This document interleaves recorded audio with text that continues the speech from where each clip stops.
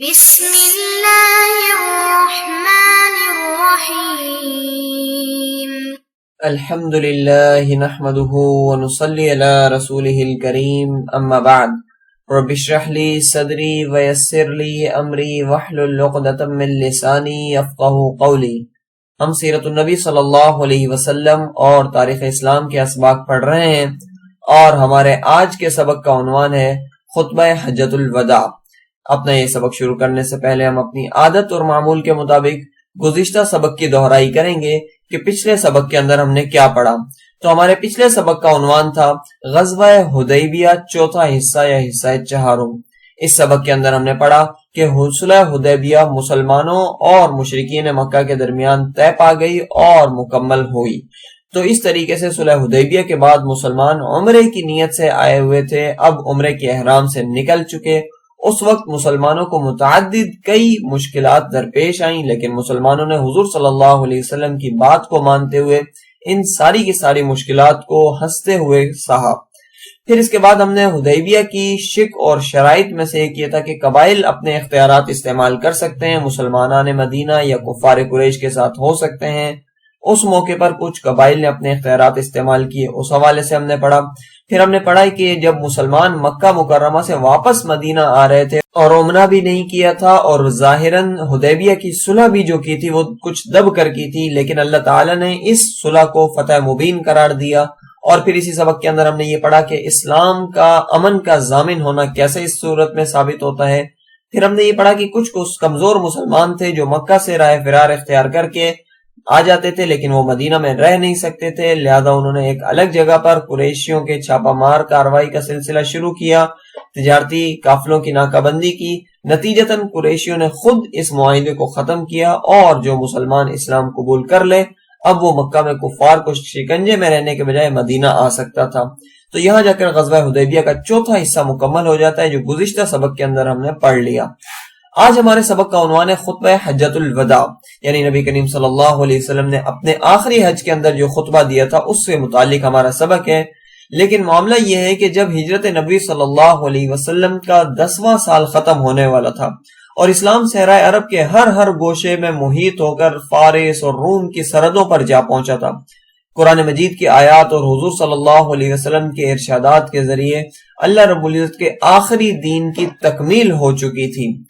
یعنی دین کے ایک ایک حصے کو حضور صلی اللہ علیہ وسلم نے نہ صرف اپنے قول بلکہ عمل سے بھی واضح کر دیا تھا، لیکن ایک فریضے کی ادائیگی باقی تھی اور وہ فریضہ تھا حج، جو مسلمانوں کی اجتماعیت اور وحدت امت کا پیکر تھا، مظہر تھا۔ اور اس سال اللہ رب العزت کے حکم سے نبی کریم صلی اللہ علیہ وسلم نے حج ادا فرمایا۔ اب تک اللہ رب العزت کے خاص فضل و کرم سے مکہ فتح ہو چکا تھا۔ اس کے 3 ماہ بعد حضرت عتاب ابن اسید رضی اللہ تعالیٰ عنہ کی امارت میں پہلا حج ہوا تھا۔ اس کے 1 سال بعد حضرت ابوبکر صدیق رضی اللہ تعالیٰ عنہ کی امارت میں دوسرا حج کیا گیا تھا، اور اب یہ آخری فریضہ ادا کرنے کے لیے حضور صلی اللہ علیہ وسلم نے ماہ ذوالقعدہ سن 10 ہجری میں سفر حج کی تیاریاں فرمائیں، اور یوں جا کر حضور صلی اللہ علیہ وسلم نے اپنی زندگی کا دوسرا حج فرمایا، اور یہ دوسرا حج پائے تکمیل کو پہنچا، مکمل ہوا، تو پھر حضور صلی اللہ علیہ وسلم نے خطبہ حجۃ الوداع ارشاد فرمایا جو آج کے ہمارے سبق کا عنوان ہے۔ یہاں پر یہ بات قابل ذکر ہے کہ حضور صلی اللہ علیہ وسلم مدینہ منورہ سے نکلے اور 8 یوم کے سفر کرنے کے بعد سن 4 ذی الحجہ کو نبی کریم صلی اللہ علیہ وسلم مکہ مکرمہ میں داخل ہوئے۔ جیسے حضور صلی اللہ علیہ وسلم کی نگاہ مبارک بیت اللہ پر پڑی تو اللہ رب العزت کے پیارے پیغمبر صلی اللہ علیہ وسلم نے فوراً سے یہ فرمایا، اللہم زد بیتک ھذا تشریفا و تعظیما و تکریما و مہابتا، اے اللہ اپنے اس گھر کی عزت، عظمت، بزرگی اور توقیر میں اضافہ فرمایا۔ یقیناً حضور صلی اللہ علیہ وسلم خانہ کعبہ سے اور بیت اللہ مقدس سے بہت زیادہ پیار فرمایا کرتے تھے۔ ہجرت کی رات میں بھی یہی مظہر تھا کہ نبی کریم صلی اللہ علیہ وسلم نے مڑ کر خانہ کعبہ کو دیکھا تھا اور دعائیں فرمائی تھی۔ اس کے بعد حضور صلی اللہ علیہ وسلم نے اپنا حج مبارک ادا فرمایا۔ جمعہ 9 ذی الحجہ کو حضور صلی اللہ علیہ وسلم نے حج کا رکن اعظم یعنی وقوف عرفہ فرمایا۔ اس دوران میدان عرفات میں لگ بھگ 1 لاکھ صحابہ کرام کے عظیم مجمع کے سامنے حضور صلی اللہ علیہ وسلم نے یہ خطبہ حجۃ الوداع ارشاد فرمایا تھا، جس میں حضور صلی اللہ علیہ وسلم کی طرف سے امت مسلمہ کے لیے نہایت اہم نصیحتیں تھیں۔ یہ اللہ تعالیٰ کے آخری رسول اور کائنات کے سب سے بزرگ پیغمبر کی طرف سے انسانوں کے لیے ایک وصیت نامہ تھا، جس کے ہر فقرے میں دنیا اور آخرت کی کامیابیاں سموئی ہوئی تھی، جن میں سے چند کا ہم یہاں پر تذکرہ کرتے ہیں۔ حضور صلی اللہ علیہ وسلم نے فرمایا، اے لوگو میری باتیں غور سے سنو، شاید اس کے بعد تم سے اس طرح ملاقات نہ ہو۔ لوگو تمہاری جانیں اور تمہارے مال اور تمہاری عزتیں ایک دوسرے کے لیے اسی طرح قابل احترام ہیں جیسے یہ دن اور یہ مہینہ محترم ہے۔ تم عنقریب اپنے رب کے سامنے پیش ہوگے اور وہ تم سے تمہارے اعمال کے بارے میں پوچھ گچھ کرے گا۔ لوگوں شیطان اس بات سے تو مایوس ہو چکا ہے کہ سرزمین میں کبھی تو اس کی عبادت کی جائے گی، مگر وہ اس پر بھی مطمئن ہے کہ تم چھوٹی چھوٹی چیزوں میں اس کی پیروی کرتے رہو، پس اپنے دین کے معاملات میں شیطان کی پیروی سے بچو۔ میں تمہارے درمیان دو چیزیں چھوڑے جا رہا ہوں، اگر تم انہیں مضبوطی سے تھامے رہو گے تو کبھی گمراہ نہیں ہوگے۔ ایک اللہ کی کتاب قرآن مجید ہے اور دوسری میری سنت ہے۔ پھر حضور صلی اللہ علیہ وسلم نے ارشاد فرمایا، لوگو تمہاری عورتوں کا تم پر حق ہے، ان سے اچھا سلوک کیا کرو، بے شک وہ تمہارے ماتحت ہیں، تم نے انہیں اللہ کے نام پر اپنے لیے حلال کیا ہے۔ اے لوگو یاد رکھو، ہر مسلمان دوسرے مسلمان کا بھائی ہے اور تمام مسلمان آپس میں بھائی بھائی ہیں۔ کسی کے لیے جائز نہیں کہ وہ اپنے بھائی کے مال سے کوئی چیز اس کی مرضی کے بغیر لے لے۔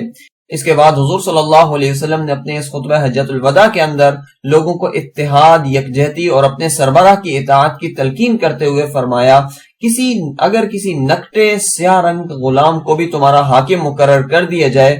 جو تمہیں کتاب اللہ اور سنت کے مطابق لے کر چلے تو تم اس کی بات سنتے اور مانتے رہنا۔ حضور صلی اللہ علیہ وسلم نے عقیدے کو خالص رکھنے اور گناہوں سے پرہیز کرنے پر زور دیتے ہوئے ارشاد فرمایا، اللہ کے ساتھ کسی کو شریک نہ ٹھہرانا، انسانی جان کو جسے اللہ نے محترم بنایا ہے ہرگز قتل نہ کرنا سوائے ایسے موقع کے کہ جہاں شریعت نے جان لینے کا حق دیا ہو، زنا مت کرنا، چوری نہ کرنا۔ حضرت صلی اللہ علیہ وسلم نے امت کو انتشار اور داخلی خطرات سے باخبر کرتے ہوئے فرمایا، دیکھو کہیں میرے بعد گمراہ مت ہو جانا کہ ایک دوسرے کی گردنیں مارتے پھرو۔ پھر اس کے بعد حضور صلی اللہ علیہ وسلم نے حاضرین کو تاکید کرتے ہوئے فرمایا، جو یہاں موجود ہیں وہ ان لوگوں تک یہ باتیں پہنچا دیں جو یہاں موجود نہیں۔ بعض اوقات خود سننے والے کی بنسبت وہ شخص بات کو زیادہ محفوظ رکھتا ہے جسے بات کسی اور کے ذریعے سے پہنچا دی گئی ہو۔ اس کے بعد حضور صلی اللہ علیہ وسلم نے اس اجتماع سے دریافت فرمایا، تم سے قیامت کے دن میرے بارے میں سوال کیا جائے گا، بتاؤ تم کیا جواب دو گے؟ مجمع نے بیک زبان ہو کر کہا، ہم گواہی دیں گے کہ آپ نے رب کا پیغام پہنچا دیا، اپنا فرض پورا ادا کر دیا اور ہماری خیرخواہی کا حق ادا کر دیا۔ حضور صلی اللہ علیہ وسلم نے اپنی انگلی مبارک آسمان کی طرف بلند کی اور فرمایا، اے اللہ تو گواہ رہنا۔ اس کے بعد حضور صلی اللہ علیہ وسلم نے ظہر اور عصر کی نماز ایک ساتھ ادا فرمائی اور قبلہ رخ ہو کر سورج غروب ہونے تک کھڑے ہو کر بڑی گریہ و زاری کے ساتھ دعا فرماتے رہے۔ یوں حضور صلی اللہ علیہ وسلم کا یہ حج مبارک حجۃ الوداع اور خطبہ مبارک خطبہ حجۃ الوداع مکمل ہوا۔ اسی کے ساتھ ہمارا سبق بھی مکمل ہو گیا۔ آج کے سبق کا اگر ہم خلاصہ پڑھیں تو ہم نے آج کے سبق کے اندر پڑھا کہ ہجرت نبوی کا جب 10واں سال ہوتا ہے اور حضور صلی اللہ علیہ وسلم اپنے ذمے لگے ہوئے دعوت و ارشاد کے تمام کام پائے تکمیل کو کر پہنچا چکے ہوتے ہیں تو حضور صلی اللہ علیہ وسلم مدینہ پر گورنر متعین کر کے حج کے لیے روانہ ہوتے ہیں۔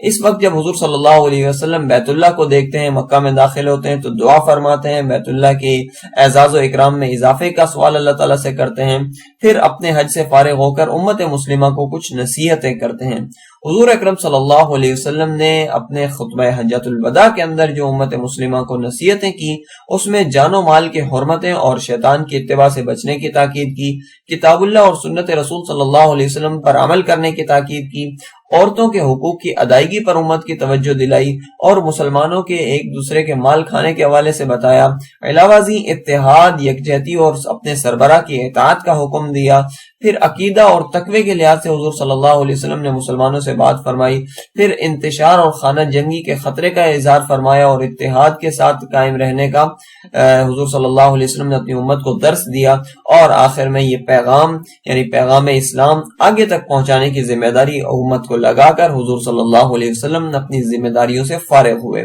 تو یہاں جا کر الحمدللہ ہمارا درس اور درس کا خلاصہ مکمل ہو جاتا ہے۔ اگلے کسی درس تک کے لیے اجازت دیجیے۔ جزاکم اللہ خیرا، سبحانک اللہم و بحمدک، ونشہد ان لا الہ الا اللہ وحدہ لا شریک لہ، واشہد ان محمدا عبدہ ورسولہ۔ السلام علیکم ورحمۃ اللہ وبرکاتہ۔